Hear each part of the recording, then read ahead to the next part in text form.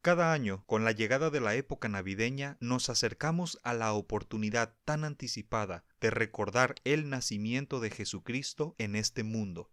Conmemoramos la venida del Hijo de Dios para morar con sus hermanos, para redimirlos conforme al plan establecido desde antes de que este mundo fuera creado. Para todos los que leemos los relatos de los evangelistas en el Nuevo Testamento, es sorprendente el hecho de que los judíos de la época no hayan reconocido en el Señor al Mesías tan largamente esperado. ¿Cuáles fueron las razones de su rechazo? ¿Por qué no lo aceptaron? ¿Por qué no le reconocieron? Dedicaremos este episodio a reflexionar en este asunto. Este es el episodio número 23. Comenzamos.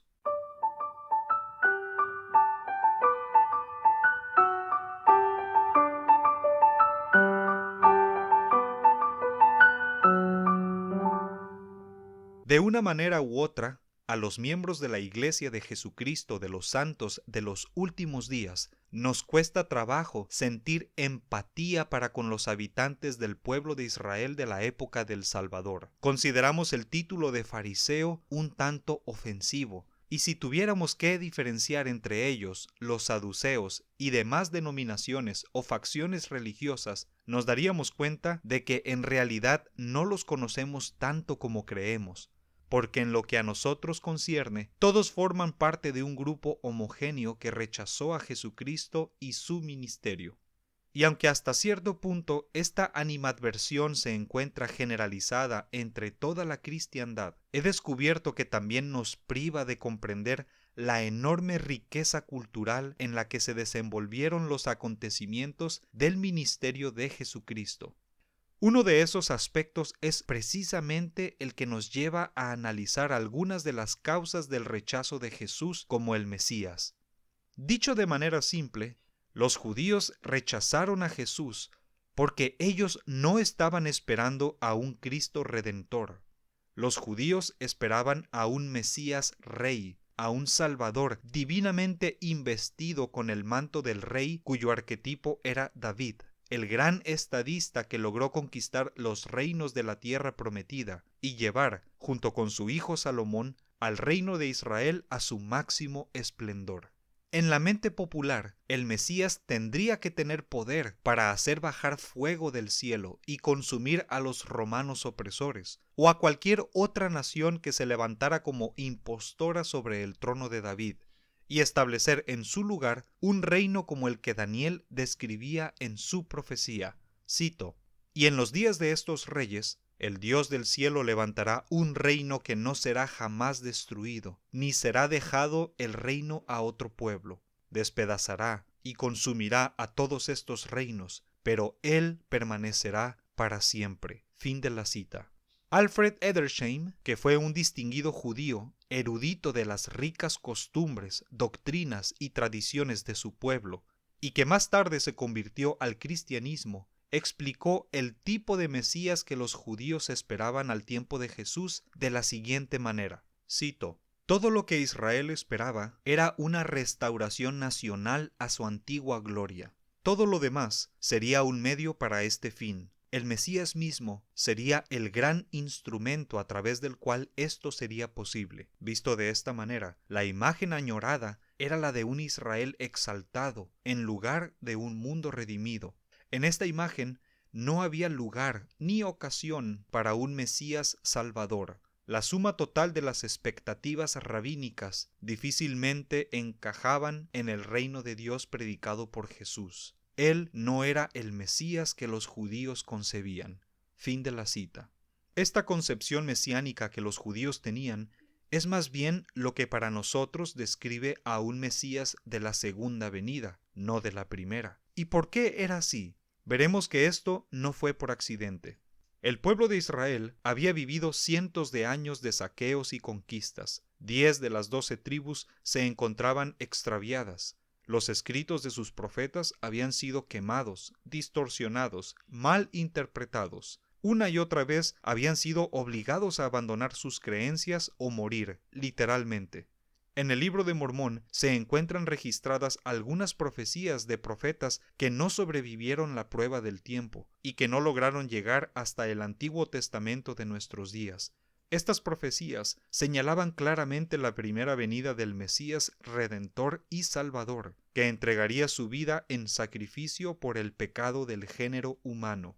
Siglos de inhumana persecución, sumados a la ferocidad espiritual con la que los judíos habían sido forjados a fin de mantener viva la llama de la religión y la autoridad sacerdotal que les había sido confiada directamente de la mano de Jehová, resultaron en el exacerbado celo religioso con el que los judíos sometieron a juicio a Jesús de Nazaret. Ya en el año 600 antes de Jesucristo, encontramos que el profeta Lehi salió a predicar a un pueblo entregado a sus falsas tradiciones y al pecado. Es interesante que desde el primer capítulo del Libro de Mormón encontramos que Lehi predicó respecto a la destrucción de la ciudad de Jerusalén, lo que provocó que el pueblo se burlara de él y lo trataran de loco.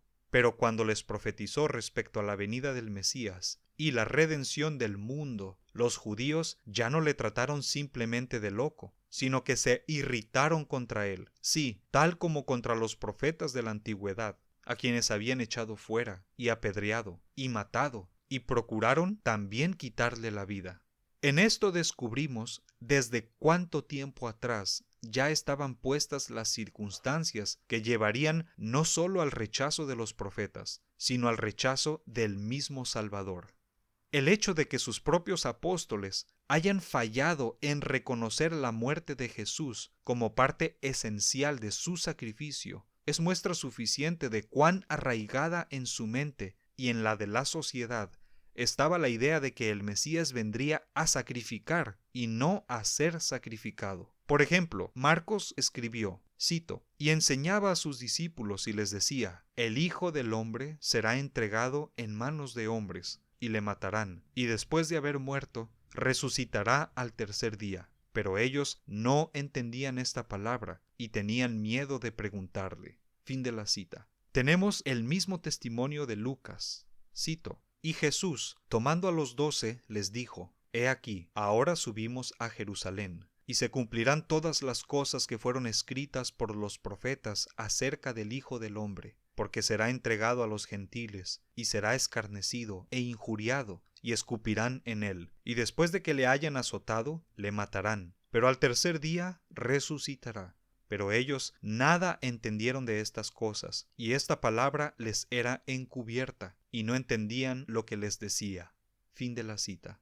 A la luz de estas escrituras, no nos sorprende entonces que Pedro y Juan hayan pensado que el cuerpo de Jesús había sido robado cuando entraron a la tumba vacía. Juan dice que habían llegado a esta conclusión porque aún no habían entendido la escritura, que era necesario que Él resucitase de entre los muertos. Fin de la cita. Todas estas circunstancias debían estar en su lugar a fin de que el evento más importante de todos los tiempos pudiera llevarse a cabo. El sacrificio expiatorio de Jesucristo es la jota o la tilde de la ley que no podía perderse ni dejarse pasar. Al igual que en el jardín del Edén, los elementos estaban en su lugar, a fin de que el pueblo escogido del Señor pudiera tomar su decisión. Uno podría preguntarse, ¿y qué hay de los maravillosos milagros que llevó a cabo? ¿No eran estos una muestra absoluta de su poder y su divinidad? Tenemos ya precedentes en las Escrituras de que la muestra de poder no siempre fue bien recibida como prueba de autenticidad divina. Para muestra está, por ejemplo, el caso de Elías y su ministerio, que hizo descender fuego del mismo cielo y aún así no logró convencer al pueblo en su conjunto de la voluntad del Señor. De acuerdo con el Dr. Gershom Scholem, un reconocido erudito de la Universidad Hebrea de Jerusalén, Jesús no logró proveer las pruebas necesarias para establecer su misión mesiánica. Todo lo que pudo efectuar fueron milagros. Este mismo erudito explica que los judíos habían sido enseñados a no ser desviados por la sola muestra de poderes cósmicos. Él describió la enseñanza de los rabinos de los días de Jesús de la siguiente manera, cito, el Mesías se levantará y restaurará el reino de David en su gloria original. Él reconstruirá el santuario y restaurará a los dispersos de Israel. No se crea que el Mesías necesita llevar a cabo señales y milagros, cambiar el estado de las cosas, revivir a los muertos y demás. Esta no es su función. Su entera misión será evidenciada por el siguiente criterio. El Mesías tendrá éxito en su esfuerzo de restaurar la gloria del reino de David. El Mesías debe probar su identidad a los escépticos, no a través de señales cósmicas y milagros, sino a través de su éxito histórico. Fin de la cita. En estos años de historia previa y posterior a la venida del Señor, podemos ver claramente la mano de Satanás actuando de manera deliberada para confundir al pueblo escogido del Señor y aún así trabajando para que el plan que él mismo procuraba frustrar pudiera llevarse a cabo. Finalmente, el Libro de Mormón deja bien en claro 3 cosas que desearía remarcar. La primera es que estos eventos que llevaron a que el pueblo escogido del Señor rechazara la verdad y a su Salvador son y fueron culpa de Satanás. Cito: He aquí, ha despojado el Evangelio del Cordero de muchas partes que son claras y sumamente preciosas, y también ha quitado muchos de los convenios del Señor, y ha hecho todo esto para pervertir las vías correctas del Señor, para cegar los ojos y endurecer el corazón de los hijos de los hombres, que después que el libro ha pasado por las manos de esa grande y abominable iglesia, se han quitado muchas cosas claras y preciosas del libro, el cual es el libro del Cordero de Dios. A causa de estas cosas que se han suprimido del Evangelio del Cordero, muchísimos tropiezan. Sí, de tal modo que Satanás tiene gran poder sobre ellos. Fin de la cita. La segunda cosa que el Libro de Mormón deja claro es que la humanidad entera está en completa deuda con el pueblo judío por haber preservado la verdad respecto de los tratados de Dios con los hombres, y que no debemos menospreciar ni aminorar la total contribución del pueblo del Señor en la salvación del mundo. Cito: Muchos de los gentiles dirán: una Biblia, tenemos una Biblia y no puede haber más Biblia. Mas así dice el Señor: oh necios, tendrán una Biblia, y procederá de los judíos, mi antiguo pueblo del convenio. ¿Y qué agradecimiento manifiestan a los judíos por la Biblia que de ellos recibieron? Sí, ¿recuerdan ellos los afanes y los trabajos y las aflicciones de los judíos y su diligencia para conmigo en llevar la salvación a los gentiles? Oh gentiles, ¿os habéis acordado de los judíos, mi antiguo pueblo del convenio? No, sino que les habéis maldecido y aborrecido, y no habéis procurado recuperarlos. Mas he aquí, yo haré volver todas estas cosas sobre vuestra propia cabeza, porque yo, el Señor, no he olvidado a mi pueblo. Fin de la cita.